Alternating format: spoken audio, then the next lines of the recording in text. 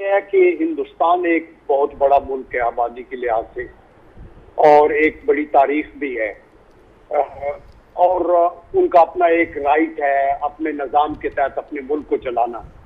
لیکن اگر وہ ڈیفائنٹ ہیں یونائٹڈ نیشن کے چارٹر، یونائٹڈ نیشن کے ریزولوشن، جنیوا کنونشن، تو پھر اس سے ڈیفینیٹلی ان کی بڑائی یا عظمت کے اوپر داغ آتا ہے. ہندوستان کی تاریخ یہ رہی ہے کہ وہ ہیجمونسٹک ڈیزائنز کے ساتھ وہ چاہتے ہیں کہ ان کی اجارہ داری ہو ساؤتھ ایشیا میں، بیکاز ہندوستان ایک بڑی ڈائیورسفائڈ سوسائٹی ہے، اور اس کی اسٹرینتھ اسی میں ہونی چاہیے کہ آپ سارے مذاہب کی، سارے لوگوں کی، ساری ریاستوں کی، یونائٹڈ نیشن کے چارٹر کی، پڑوسیوں کے حقوق کا خیال رکھیں. اور یہی رونا انڈیا کے اندر بھی سیم ایلیمنٹس رو رہے ہیں. اچھا جل صاحب، I come back to you, this is very important point. میں اسی کے اوپر اپنا اگلا سوال امتیاز گل صاحب آپ سے کروں گی. انڈیا ابھی جیسے جل صاحب کہہ رہے ہیں کہ انڈیا کے اندر بھی ایسے ایلیمنٹس ہیں کہ جو ہندوتوا کا جو ان کا سارا ایک موومنٹ چل رہی ہے مودی صاحب کی، اور جو وہ کوششیں کر رہے ہیں، جو وہ کام کر رہے ہیں، اس کے اوپر بہت زیادہ ریزسٹنس ہے. آج کا بھارت مختلف لگتا ہے آپ کو؟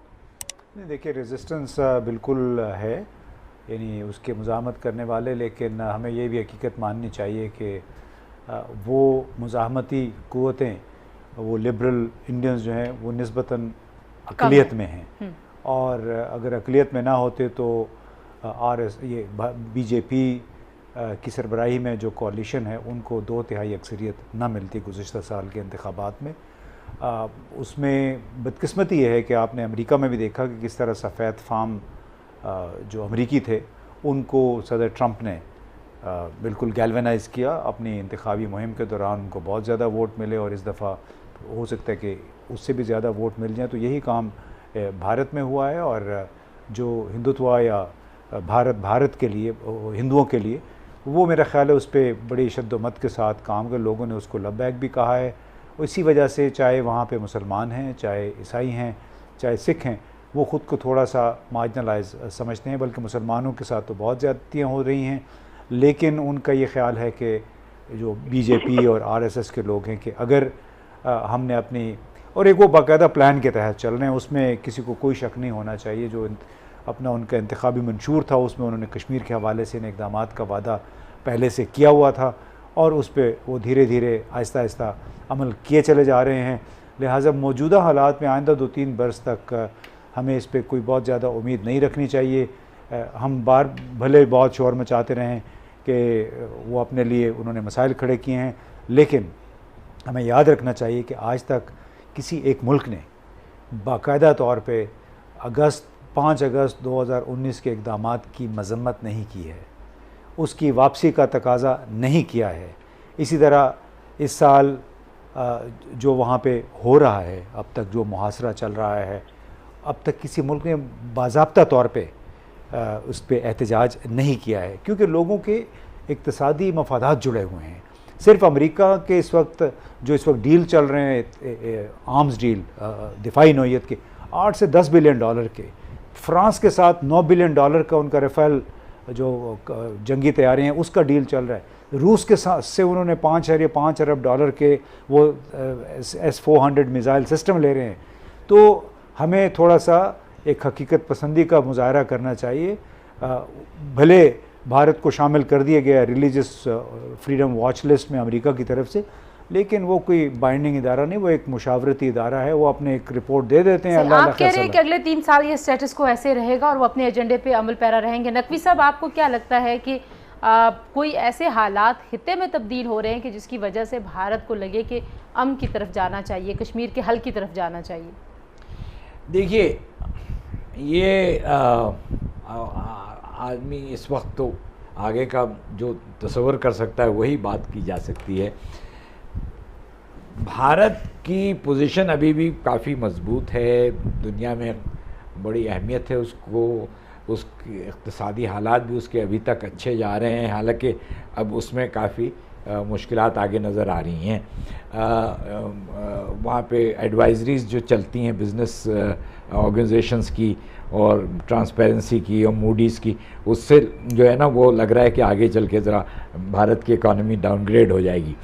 اچھا، تو یہ تو ہے کہ ان کی ابھی بھی ان کے اوپر کوئی پریشر نہیں پڑا ہے. یہ صحیح کہہ رہے ہیں کہ کسی ملک نے مذمت نہیں کی اگست 5 کی, کسی ملک نے ان کو کسی طرح سے بھی اس تنقید کا نشانہ نہیں بنا. لیکن دوسری طرف, اور میں اس کا ذکر کرتا ہوں کہ بھارت کے ریاست کا کردار اور اس کی نوعیت بدل رہی ہے.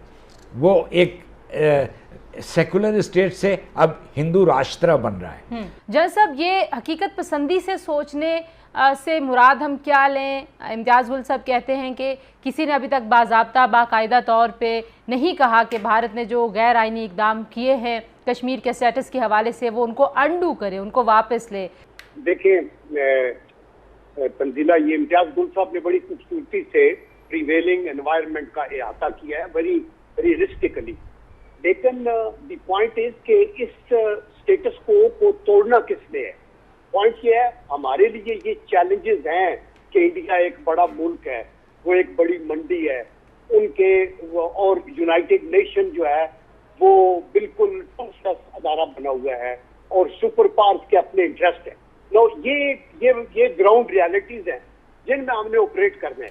ابھی ہم نے یہ دیکھنا ہے کہ یہ ایک ایسی تکون ہے جس کا ایک اینگل ہے انڈیا, دوسرا اینگل ہے پاکستان, اور تیسرا ہے ورلڈ پاور, میڈیا اور ان کا ریئیکشن. اگر انڈیا اور اس تکون کے سینٹر میں کشمیر ہے, اگر انڈیا اس کے اوپر آگ لگاتا ہے, برساتا ہے, تو اگر ویسٹ بول اٹھا ہے تو وہ اس لیے نہیں بول اٹھا کہ پاکستان والا اینگل ایکٹیو ہوا ہے, وہ اس لیے ہوا ہے کہ انڈیا نے حدود کراس کی ہے.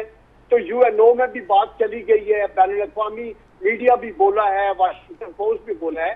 ہم نے یہ دیکھنا ہے کہ ہماری لیڈرشپ کا چیلنج یہ ہے کہ انڈر دیز سرکمسٹانسز جب اس طرح کے ایڈورس انوائرمنٹ ہیں, ہماری کیا پرو ایکٹیو اسٹریٹجی ہو تاکہ ہم ان چیلنجز کو نیوٹرلائز کر سکیں. آپ اگر بریفلی مجھے ایک جملے میں بتائیں کہ کیا ہو, میں پھر ایک کامنٹ یہاں سے لے کے پھر اگلے ٹاپک کی طرف بڑھوں گی. کیا پرو ایکٹیو اسٹریٹجی ہو سکتی ہے؟ پاکستان کے پاس آپشنز کیا ہیں؟ دیکھیں, پاکستان کو ایک تو پوری دنیا میں جو یونائٹڈ نیشن کے ممبرز ہیں ان سے انٹریکٹ کرنا چاہیے, اور صرف ٹویٹ کے اوپر یا ٹیلی فون پہ نہیں, پرائم منسٹر کو بھی وزٹ کرنا چاہیے, آپ کے ڈیلیگیشنز بھی پارلیمنٹیرینز کے بھی جائیں, آپ کے ڈپلومیٹس کے بھی جائیں, آپ کشمیر ڈیسک بنائیں, آپ میڈیا کے اندر ایک آپ کی بڑی پرو ایکٹیو ایک پالیسی ہونی چاہیے.